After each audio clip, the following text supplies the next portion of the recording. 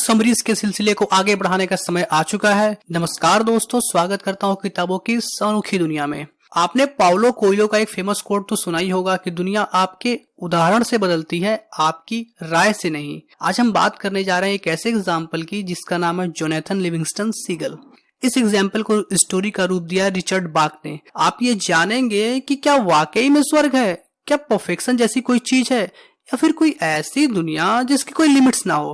मतलब आपका दिल जो चाहे ना आप वो कर लो। बुक आपको कई सारी बातें सिखाने वाला है, लव, परफेक्शन, हार्डशिप, और सबसे जरूरी ये बुक आपको उड़ना सिखा देगा। यदि आप भी दुनिया बदलना चाहते हो तो इस बुक की समरी को अंत तक जरूर देखना। ये कहानी है एक सीगल की जो एक समुद्री पक्षी है जिसका नाम है जोनाथन लिविंगस्टन सीगल। जब उसके झुंड के बाकी पक्षी खाने की तलाश में इधर उधर घूमते रहते तो जोनाथन उड़ने की कोशिश में लगा रहता। बाकी सीगल इसलिए उड़ते थे क्योंकि उनको सिर्फ खाना ढूंढना था। वह खाने की जगह पे उड़ के जाते और वापस चले आते। जोनाथन को खाने से कोई मतलब नहीं था, उसे तो सिर्फ उड़ना था ताकि वे और ऊपर उड़ सके। वह बिना कुछ खाए पिए सिर्फ उड़ने की प्रैक्टिस करता। कभी कभी असफल भी होता लेकिन हार नहीं मानता और उड़ने की बारीकियों को सीखता, जिसके कारण उसके माता पिता उसे काफी नाराज रहते। एक दिन जोनाथन की माँ ने कहा, तुम दूसरी सीगल की तरह क्यों नहीं रहते? उड़ने का काम तुम दूसरे पे छोड़ दो, कुछ खाओ पियो जॉन, देखो तुम्हारी हड्डियां एकदम निकल आई हैं। उसके पिता कहते, देखो जॉन, अब सर्दी आने वाली है और सतह पर तैरने वाली मछलियां गहराई में चली जाएंगी। अगर तुम वाकई में कुछ सीखना चाहते हो तो मछली पकड़ना सीखो। तुम यह ना भूलो कि हम सिर्फ खाने के लिए उड़ते हैं। जोनाथन कुछ समय तक तो उनकी बातें मान जाता है। कुछ दिनों तक उसने दूसरी सीगल की तरह रोटी और मछली के टुकड़ों की खातिर मछुआरों के नाव के चक्कर लगाए, लेकिन वह यह काम कई दिनों तक न कर सका। उसे लगा, नहीं, मुझे अभी बहुत कुछ सीखना है। और कुछ देर बाद जोनाथन अकेले ही समुद्र में बहुत दूर तक उड़ने लगा। वो भूखा था लेकिन खुश था। वो नई नई उड़ने की टेक्निक सीख रहा था। एक दिन 1000 फीट की ऊंचाई से उसने अपने पंख को पूरे जोर से फड़फड़ाया और फिर नीचे की तरफ डाइव लगाया। बस 6 सेकंड बाद वे 70 मील की रफ्तार से नीचे आ रहा था। इतनी स्पीड में बैलेंस को बनाए रखना कोई आसान काम नहीं था।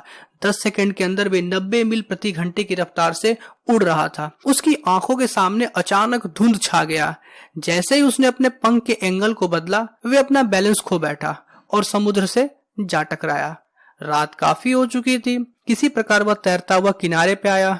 उसका शरीर टूट रहा था, उसके पंख दुख रहे थे। उसके लिए असफलता का बोझ ढोना मुश्किल हो गया था। वो काफी निराश हो गया। उसके मन में नेगेटिव थॉट्स आने लगे। उसने कहा, इससे अच्छा अगर मैं समुद्र में डूब के मर गया होता। तभी उसके कानों में एक हल्की सी आवाज सुनाई पड़ी जो उसके मन की आवाज थी। फैल्कन तेजी से उड़ सकते हैं क्योंकि उनके पंख छोटे होते हैं। अब उसके दिमाग में एक आइडिया आया। वो समझ गया था कि हाई स्पीड डाइविंग के समय मुझे अपने पंखों को बंद कर लेना चाहिए और केवल छोटे पंखों से उड़ना चाहिए। अगले दिन वो काले समुद्र से कोई 2000 फीट ऊपर उड़ा। असफलता या मौत का भय अब उसे नहीं सता रहा। उसने अपने अगले पंखों को अंदर मोड़ा और केवल छोटे पंखों के सिरों को हवा में टकराने के लिए छोड़ दिया। हवा को तेजी से चीरता हुआ वह नीचे की ओर चला। 70 मील प्रति घंटा, 90, 120 और तेज 140 मील प्रति घंटे की रफ्तार भी उसके पंखों पे कोई खास जोर नहीं डाल रहे थे। पानी के पास उसने पंखों को थोड़ा सा मोड़ा और वह आराम से पानी के अंदर गोते लगाकर बाहर निकल गया। उसके दिल में एक नई उमंग थी। वो बेहद खुश था। 140 मील प्रति घंटा और सब कुछ कंट्रोल में। उसे खुद पे विश्वास नहीं हो रहा था। इतनी हाई स्पीड और एक छोटी सी मिस्टेक, उसके पंख के चिथड़े चिथड़े हो जाते। 214 मील प्रति घंटे की रफ्तार सीगल के पूरे कबीले के लिए यह एक ऐतिहासिक क्षण था। रात को थका मांदा वो अपने कबीले में पहुंचा। उसे लगा कि अन्य सीगल्स उसके एफर्ट्स और रिकॉर्ड्स की सराहना करेंगे। सभी सीगल ने मिलकर एक आम सभा बुलाई। कबीले के सरदार ने कहा कि हम सीगल सिर्फ खाने के लिए उड़ते हैं। जोनाथन ने जो कुछ भी किया है वह गलत है, इसलिए सजा के तौर पे जोनाथन को फ्लॉक से बेदखल किया जाता है। जोनाथन सभी को काफी समझाने की कोशिश करता है लेकिन उसकी बात कोई नहीं सुनता। जोनाथन अब अकेले ही रहता है। अकेले रहने का उसे कोई खास दुख नहीं था। दुखी इस बात पे था क्योंकि अन्य सीगल उसके उड़ने के महत्व को नहीं समझ रहे। उधर जोनाथन डेली कुछ न कुछ नया सीखता। अब वो पानी की सतह से 10 फीट नीचे तैर रही मछलियों को पकड़ सकता था। अब वो समझ चुका था कि हमारा एंगर, फियर, बॉर्डम लाइफ को शॉर्ट बनाते हैं। अब वो सारी नेगेटिव फीलिंग्स को पीछे छोड़कर लॉन्ग हैप्पी लाइफ के सपने देखता था। एक दिन जोनाथन ने 2 सीगल को आसमान में उड़ते देखा। वे दोनों बिल्कुल ठीक उसी तरह से या उससे भी बेहतर उड़ रहे थे, जिसमें से एक का नाम था सुलिवन। जोनाथन ने सुलिवन से पूछा, आप दोनों कौन हैं? उन दोनों ने कहा, हम तुम्हारे भाई हैं और तुम्हारे कबीले के हैं। हम तुम्हें एक दूसरे घर ले जाने आए हैं जहां तुम और भी नई नई चीजें सीख सकते हो। जोनाथन राजी हो गया और वो तीनों कहीं बादलों में गायब हो गए। जोनाथन को लगा ये जरूर स्वर्ग होगा। वहां उसके जैसे कई सारे सीगल्स थे। वे बेहद कुशल और हवा में ग्रेसफुली उड़ रहे थे। वो डेली घंटों उड़ने की हाई प्रैक्टिस करते। कुछ दिनों में अपने कबीले को जोनाथन लगभग भूल चुका था। एक दिन जोनाथन ने काफी हिम्मत जुटाकर फ्लॉक के मुखिया चियांग के पास गया और पूछा कि ये वर्ल्ड हेवन नहीं है ना, यानी कि स्वर्ग नहीं है ना? चियांग ने उसे समझाया कि वास्तव में स्वर्ग नाम की कोई जगह नहीं होती। स्वर्ग कोई प्लेस नहीं है, ना ही वो कोई टाइम है। स्वर्ग का मतलब है परफेक्ट होना। जिस मोमेंट तुम परफेक्ट स्पीड से उड़ोगे उसी मोमेंट तुम स्वर्ग पहुंच जाओगे। यह रफ्तार 1000 मील प्रति घंटा, ना ही करोड़, ना ही स्पीड ऑफ लाइट के बराबर है, क्योंकि हर एक नंबर की एक लिमिट होती है, लेकिन परफेक्शन की कोई लिमिट नहीं होती। परफेक्ट स्पीड का मतलब है बस वहां होना। बिना किसी इशारे या संकेत के चियांग उसी मोमेंट आग झपकते ही वहां से गायब हो गया। जोनाथन ने इधर देखा, उसे कुछ समझ नहीं आया। तभी उसे पानी के पास कोई 50 फीट दूर खड़ा चियांग दिखाई दिया। फिर वह देखते ही वहां से भी डिसअपीयर हो गया। अब वो जोनाथन के कंधे के पास खड़ा था। यह देखकर वह हैरान रह गया। जोनाथन ने चियांग से कहा, क्या मुझे तुम इस तरह उड़ना सिखा सकते हो? चियांग ने कहा, अगर तुम अपनी सोच से तेज उड़ना चाहते हो तो खुद के लिए कोई लिमिट मत रखो। अपने आप को बिल्कुल आजाद कर दो। इसके बाद तुम जो चाहो वो कर सकते हो। फिर एक दिन आया कि चियांग वहां से हमेशा के लिए चला गया। जाने से पहले उसने जोनाथन को काइंडनेस और लव का लेसन सिखा के कहा, कीप वर्किंग ऑन लव। अब चियांग के जाने के बाद जोनाथन उस फ्लॉक का मेंटर था।